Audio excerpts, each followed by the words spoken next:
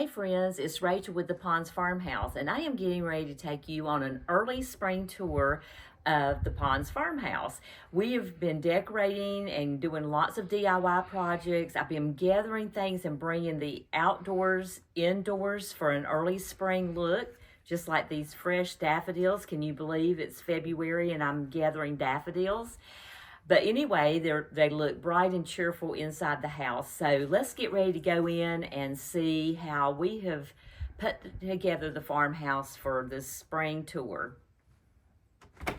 Come on in.